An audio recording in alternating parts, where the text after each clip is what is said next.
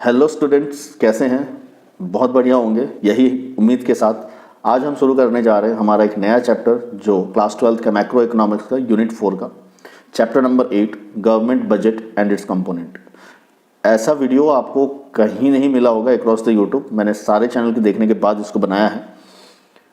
हमने कुछ अपने चैनल में चेंजेस किया है बच्चों। वो चेंजेस क्या है कि अब से हम रेगुलरली क्लास 11th कॉमर्स बच्चे, ह्यूमैनिटी हो या जो भी बच्चे इकोनॉमिक्स लिए हैं, उनके लिए शाम को 7 बजे हम आएंगे ऑनलाइन, मतलब लाइव रहेंगे। उसमें डाउट सेशन क्लियर करेंगे, क्योंकि यूट्यूब में एक साइड में पढ़ा दूँ आपको समझ में नहीं आएगा या कोई डाउट्स होगा तो आप किससे पूछोगे। इसीलिए रेगुलरली इवनिंग 7 o'clock 11th के लिए रहेगा, वो आधा घंटे के लिए 7 to 7:30 हम डाउट सेशंस करेंगे। और क्लास 12th के लिए 8 to 8:30 ये रेगुलर रहेगा विदाउट एनी डिले।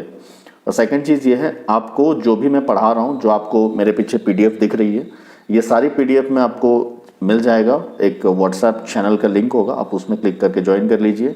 ये सारी पीडीएफ आपको मिल जाएगा जो आप नोट के माध्यम से उसको यूज़ कर सकते हैं, वो भी फ्री ऑफ कॉस्ट। सेकंड, आपको चैप्टर वाइज PYQs मिल जाएगी विद आंसर्स, जो आप देख सकते हैं कि कैसे हम आंसर करें। सेकंड चीज़, आपको जितने भी MCQs होंगे मैं आपके अच्छे से तैयारी करा दूंगा in one shot if I से। ठीक है, ज़्यादा डिले ना करते हुए चलिए हम इस चैप्टर के ऊपर बढ़ते हैं।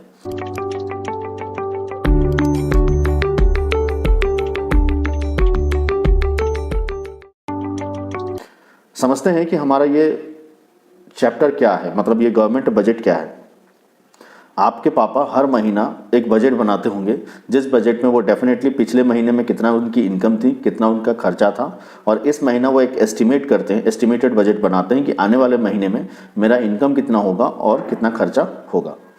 तो सेम चीज़ हमारा जो सरकार बनाता है बजट, वो बजट भी एस्टिमेटेड बजट होता है कि एस्टिमेटेड रिसिट कितनी होगी, receipt in the sense income कितना होगा, और एस्टिमेटेड एक्सपेंडिचर कितना होगा।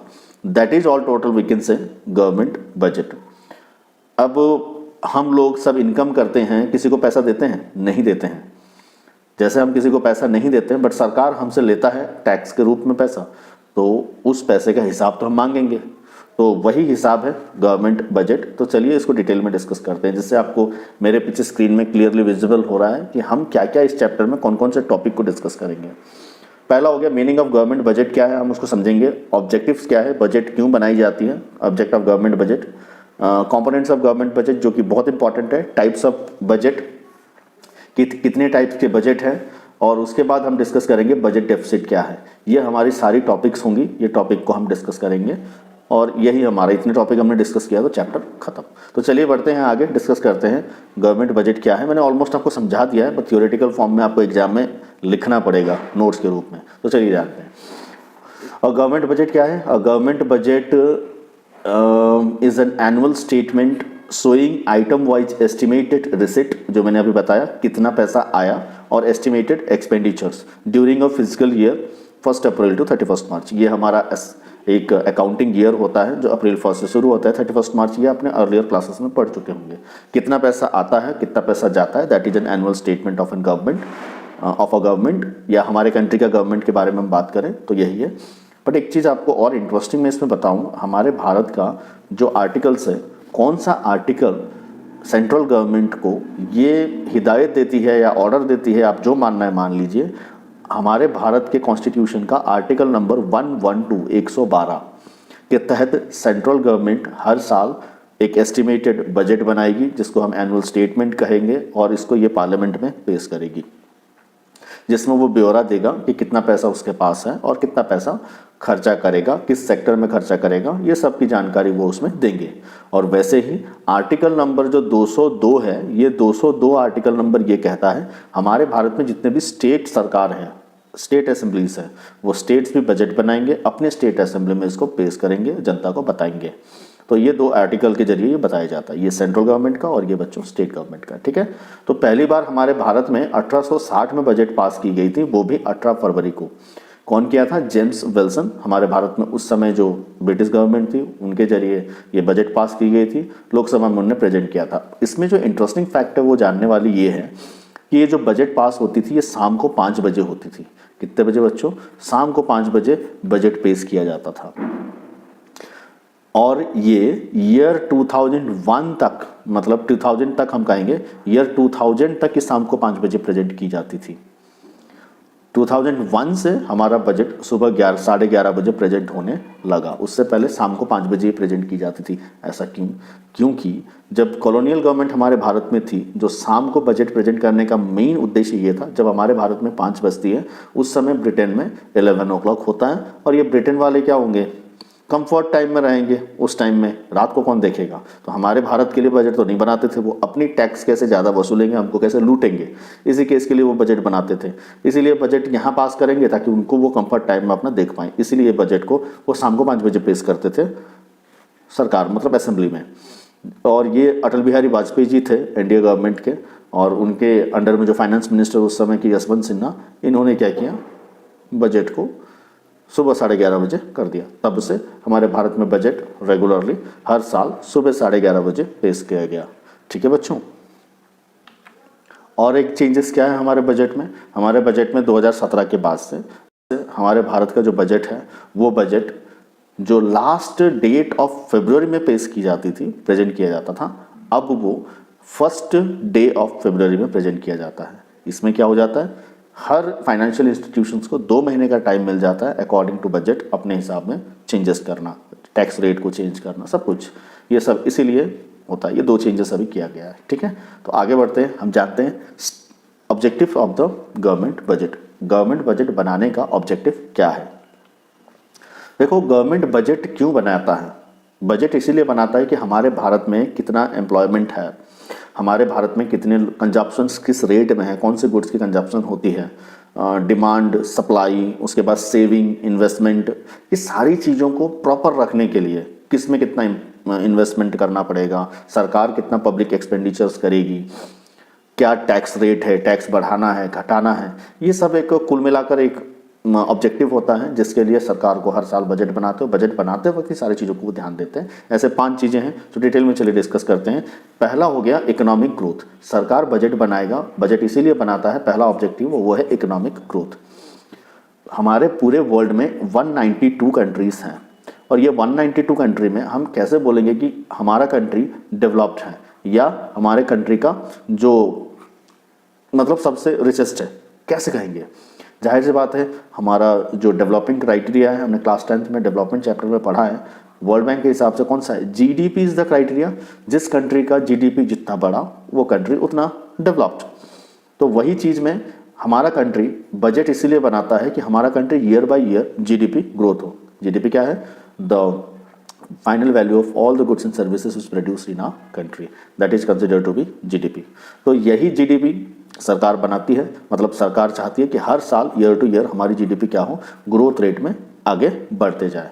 और इसको अचीव करने का 2 तरीका होता है। क्या? Providing various incentive to the private sector. सरकारी सेक्टर की, पब्लिक सेक्टर की तो कंपनियां हैं ही, प्राइवेट सेक्टर हमारे भारत में जितने हैं उनको इंसेंटिव दिया जाएगा, तो क्या होगा बच्चों, क्या होगा? जो गुड्स एंड सर्विसेज है, जो गुड्स एंड सर्विसेज है वो इंक्रीज होगी। Once goods and services increase होगी तो किसी भी कंट्री का जो इंसेंटिव यदि प्राइवेट सेक्टर को दिया जाएगा तो गुड्स एंड सर्विसेज क्या होगा, डेफिनेटली इंक्रीज होगा, वो ज़्यादा गुड्स एंड सर्विसेज प्रोडक्शन करेंगे। और सेकंड पार्ट में होगा, सरकार क्या करेगा, गुड्स एंड सर्विसेज यदि बन गया तो खरीदने वाले भी तो होना चाहिए। तो सरकार इकोनॉमिक ग्रोथ के लिए क्या करता है, एक साइड में प्राइवेट सेक्टर को इंसेंटिव देता है ताकि गुड्स एंड सर्विसेज का प्रोडक्शन पुश हो जाए।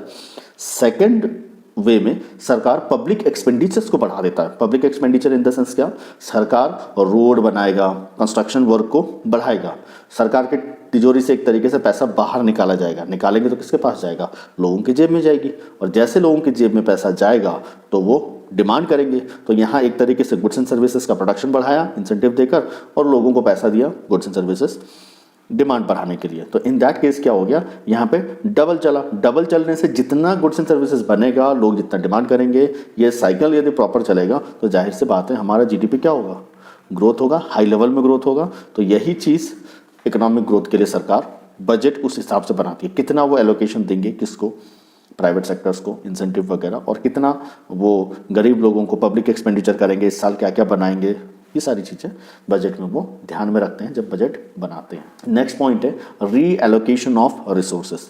जितने भी रिसोर्सेज सरकार की होती है उसको कैसे एलोकेट किया जाए जिससे क्या होगा, प्रॉफिट भी मैक्सिमाइजेशन हो जाएगा और पब्लिक वेलफेयर भी हो जाएगा।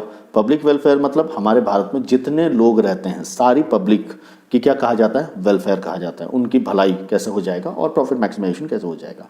तो ये रिसोर्सेज को for this allocation of resources in an economy remain a major objective of the budget. ये एक मेजर ऑब्जेक्टिव होता है। This can be achieved in 2 ways. क्या 2 वे से? डायरेक्टली प्रोड्यूसिंग पब्लिक गुड्स, जैसे हमने प्रीवियस स्लाइड में भी डिस्कस किया था, पार्क वगैरह, डिफेंस, वाटर सप्लाई, रोड, ये सारी चीज़ें बना दो।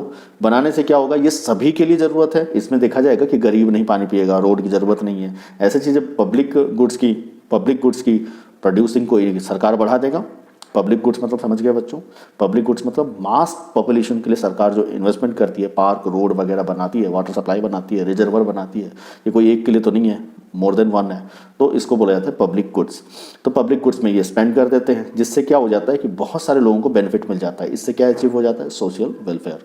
सरकार दूसरे पार्ट में क्या करता है, providing tax concession and subsidy to encourage investment in particular sector और प्रोडक्ट। किसी भी पर्टिकुलर सेक्टर को क्या करना है, प्रोवाइडिंग टैक्स कंसेशन प्रोवाइड कर दिया जाता है या सब्सिडीज प्रोवाइड कर दिया जाता है। जिससे क्या होता है, कोई पर्टिकुलर सेक्टर है, वो सेक्टर का जो गुड्स है, जैसे कि हम भारत में मानेंगे खादी उद्योग को सब्सिडी देना, टैक्स रिडक्शन देना, जिससे क्या होगा, वो लोग और प्रोत्साहित होंगे, एनकरेज्ड होंगे और गुड्स एंड सर्विसेज का प्रोडक्शन ज़्यादा करेंगे। जिससे वेलफेयर भी होगा, उनका भला भी हो जाएगा, क्योंकि उनको यही तो कला आती है। और दूसरे तरीके से सरकार क्या करता है, ज़्यादा टैक्स भी इम्पोज करता है। जैसे वाइन्स हो गया और गुटखा वगैरह हो गया, ये सारी चीज़ों में सरकार इतना ज़्यादा टैक्स लगा देता है ताकि सरकार को पैसा तो मिलता है, बट डिस्करेज करने के लिए उसमें टैक्सेस इंक्रीज किया जाता है ताकि मैक्सिमम लोग इसको कंजप्शन ना करें। बट आदत से मजबूर हमारे भारतवासी करेंगे। आप चले जाओ, उत्तर प्रदेश हो गया, उत्तर प्रदेश में कोई भी स्टेशन में आप उतर जाओ, तब आपको समझ में आ जाएगा कि यहाँ पे कितने लोग मुंह से पेंटिंग करते हैं। ठीक है, जोक्स अ पार्ट। तो let us start to the next slide. हम डिस्कस करते हैं तीसरा पॉइंट क्या है, जिससे क्या होता है, ऑब्जेक्टिव ऑफ द बजट का तीसरा पॉइंट क्या है। ठीक है, तीसरा पॉइंट है जनरेशन ऑफ एम्प्लॉयमेंट। बजट हमारा भारत इसीलिए बनाता है कि एम्प्लॉयमेंट जो हमारे भारत में है, वो एम्प्लॉयमेंट को इंक्रीज किया जाए। एम्प्लॉयमेंट कैसे इंक्रीज किया जा सकता है, ज़्यादा से ज़्यादा भाई फैक्ट्रीज एस्टैब्लिशमेंट करके। जितने भी पब्लिक वर्क भारत में होगा, उसी से लोग एंगेज होंगे ना काम करने में।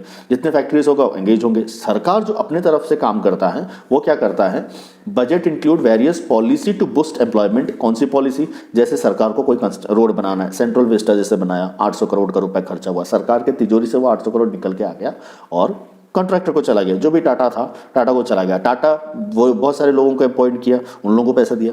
तो मार्केट में, इकोनॉमी में पैसा क्या हो गया, आ गया। और ये पैसा आया तो लोगों के जेब में पैसा आया, जाहिर सी बात है एम्प्लॉयमेंट बढ़ी ना। तो वैसे ही बहुत सारी चीज़ें जो सरकार करता है टाइम टू टाइम अपने बजट में, इसको जरूर ध्यान देगा कि कैसे भारत में ऐसी पॉलिसीज बनाया जाए जिसके जरिए भारत में लोगों का एम्प्लॉयमेंट बढ़े। सेकेंड है इकोनॉमिक स्टेबिलिटी। देखो बच्चों, किसी भी कंट्री में 2 चीज़ होता है। कंट्री का सिचुएशन, जो हमने लास्ट चैप्टर में देखा होगा, एडी एंड एएस चैप्टर में हमने पढ़ा है, नेशनल इनकम चैप्टर में हमने पढ़ा है, कॉमर्शियल बैंकिंग में how do banks in our country performs, banking system के बारे में जब हमने पढ़ा था, तो इन्फ्लेशन को कैसे कंट्रोल किया जाता है उसके बारे में जब हम डिस्कस किए थे, तो उससे कंक्लूजन निकल के आया था कंट्री कब इक्विलिब्रियम पॉइंट में रहेगा, जब कंट्री का AD is equal to AS होगा। एडी क्या है, एग्रीगेट डिमांड और एग्रीगेट सप्लाई। जब ये जितने लोग डिमांड कर रहे हैं उतना सप्लाई हो रहा है, जब ये condition is equal to situation में रहेगा, तब हम बोलेंगे कंट्री इक्विलिब्रियम पॉइंट में है। अब इक्विलिब्रियम पॉइंट में कंट्री आने के लिए सरकार को तो यही चीज बना के रखना है, AD is equal to AS करना है। मान लो डिमांड बढ़ गया और सप्लाई घट गई, तो क्या होगा, डिमांड बढ़ेगा, सप्लाई घटेगा, तो प्राइस क्या होगा, एकदम ऊपर जाएगी। तो सिचुएशन, इन्फ्लेशन बढ़ जाएगा ना कंट्री में। क्या बढ़ जाएगा, इन्फ्लेशन बढ़ जाएगा। तो इस सिचुएशन में सरकार अपने बजट के जरिए ये प्रोविजंस करती है कि इन्फ्लेशन को कंट्रोल करे। इन्फ्लेशन कंट्रोल करने के क्या करेगा सरकार, यहाँ पे टैक्स बढ़ा देगा। टैक्स बढ़ा देगा, लोगों की जेब से पैसा निकल जाएगा। निकल जाने के बाद क्या होगा, लोग डिमांड करना कम कर देंगे, या इस सिचुएशन में सरकार इन्फ्लेशन को कंट्रोल कर लेगा। क्या कर लेगा बच्चों, इन्फ्लेशन को कंट्रोल कर लेगा। सेम सिचुएशन होगा, सप्लाई बढ़ जाएगा, डिमांड घट जाएगा, तो सरकार क्या करेगा, टैक्सेशन रेट को सब्सिडी दे देगा। जिससे क्या हो जाएगा, लोगों के जेब में पैसा बचेगा तो लोग डिमांड करेंगे तो ये सिचुएशन आएगा। तो सरकार हर वक्त ये अपनी पॉलिसीज के जरिए सोचता है कि AD is equal to AS वाली सिचुएशन बना रहेगा, तभी सरकार की भला होगी, सरकार की क्या, हमारे देश की भला होगी। तो इसी चीज़ के लिए सरकार क्या करता है, पैसा खर्चा करता है। अब यहाँ देख लेते हैं क्या लिखा हुआ है। As we have already seen in the previous chapters, मैंने जैसे बताया, government expenditure hold a very significant role in affecting the aggregate demand levels in the economy. Thus, the government promotes economic stability by adopting surplus budget policy. Surplus budget policy में क्या होता है during inflation? जैसे मैंने बताया, सरकार क्या कर देता है, कट डाउन द एक्सपेंडिचर। मतलब आप हमने वो कॉमर्शियल बैंकिंग सेक्टर में पढ़ा होगा, इन्फ्लेशन कंट्रोल में फिजिकल पॉलिसीज लगाया जाता है। फिजिकल पॉलिसी और एक है मॉनिटरी पॉलिसी, याद रखो। फिजिकल पॉलिसी जो सरकार मेजर्स लेता है इन्फ्लेशन को कंट्रोल करने के लिए, मॉनिटरी पॉलिसी जो बैंकिंग सिस्टम मेजर्स लेता है इन्फ्लेशन को कंट्रोल करने के लिए, ठीक है। तो जो सरकार लेता है उसको फिजिकल पॉलिसी, सरकार वहाँ पे क्या करता है, जितने भी इसके खर्चे होते हैं, डैम बनाना, सब कुछ रोक देता है। लोगों के जेब में पैसा जाएगा नहीं, जिससे क्या हो जाएगा, कट डाउन कर देगा ना अपनी एक्सपेंडिचर्स को सरकार, और टैक्सेस को इंक्रीज कर देगा, तो लोगों की जेब में पैसा नहीं है, इन्फ्लेशन कंट्रोल में आ गया। सेम चीज डेफिसिट बजट के समय सरकार क्या करेगा, डेफिसिट बजट के समय सरकार ड्यूरिंग डिफ्लेशन जो होती है उस समय सरकार इंक्रीज कर देगा, अपने खर्चे को और बढ़ा देगा तो लोगों के जेब में पैसा चले जाएगा, और टैक्सेस को रिड्यूस कर देगा, जिससे क्या हो जाएगा, लोगों का पास पैसा आ जाएगा, डिमांड कर देंगे, तो situation AD is equal to AS में आ जाएगा। आई थिंक आपको समझ में आ गया। नहीं आया तो रेगुलरली मैं आपको रात को 8 बजे डाउट सेशन आऊँगा लाइव, तो हम वहाँ पे डिस्कस कर लेंगे, ठीक है। चलिए हम आगे बढ़ते हैं। इसका नेक्स्ट मेजर्स ऑब्जेक्टिव क्या है, reducing inequality of income and wealth. Reducing inequality in the sense, हमारे भारत में हर तबके के लोग रहते हैं, poorest, poor, middle class, upper middle class, lower middle class भी एक है, उसके बाद रिच, रिचेस्ट, इतने सारी क्राइटेरिया है। और ये सारे क्राइटेरिया में देखा जाए तो सरकार का बजट बनाने का एक मेन उद्देश्य ये भी रहता है कि जो इनइक्वालिटी है कंट्री में, उस इनइक्वालिटी को लेवल में लाए। एकदम तो लेवल आएगा नहीं, but they are always trying, सरकार अपने बजट में इसको ध्यान में रखते हुए बजट बनाएगी कि इनइक्वालिटी को रिड्यूस किया जाए। तो इसके जरिए क्या किया जाएगा, गरीब लोगों को सब्सिडी दिया जाएगा और रिच लोगों को टैक्स ज़्यादा लगाया जाएगा। टैक्स ज़्यादा लगा के उनकी जेब से वो पैसा ज़्यादा कमा रहे हैं तो उनसे पैसा लिया जाएगा और सब्सिडी के जरिए लोगों को दे दिया जाएगा, तो इनका बेनिफिट हो जाएगा, उनसे पैसा आएगा, वो ज़्यादा रिच नहीं बन पाएंगे, और ये जो इनइक्वालिटी है पॉपुलेशन के बीच में, ये क्या हो जाएगा, रिड्यूस हो जाएगा।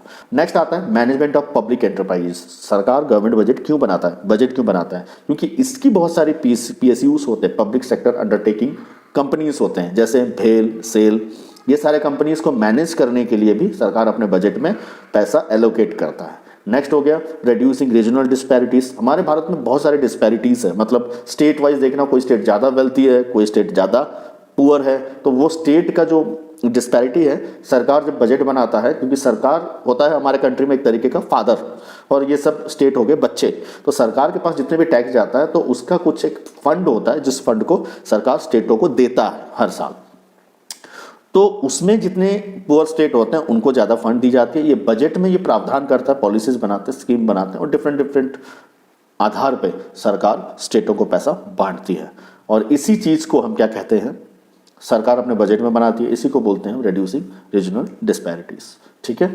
ये हमारे हो गए objective of the government budget, और वेरी इंपॉर्टेंट है ये चैप्टर, 6 मार्क का, अप्रॉक्सीमेट 6 मार्क का आपको बोर्ड में आएगा। तो ये जो टॉपिक हमने अभी डिस्कस किया बहुत ही इंपॉर्टेंट है, इसका पार्ट 2 वीडियो बहुत जल्दी मैं अपलोड करूंगा, जिसमें हम डिस्कस करेंगे स्ट्रक्चर ऑफ द बजट या the components of the budget. Till then bye bye, मजे में रहिए, पढ़िए, और डाउट है मुझे जरूर पूछिए, रेगुलरली मैं 8 बजे आऊँगा, कोई भी चैप्टर्स आप डाउट पूछ सकते हैं। And second thing, WhatsApp channel link में जाके ज्वाइन कर लीजिए, जिसमें मैं आपको रेगुलरली रिवीजन करवाऊंगा, और हम टारगेट करेंगे और ज़्यादा से ज़्यादा स्कोर लाने की पूरी कोशिश करेंगे। जय हिंद।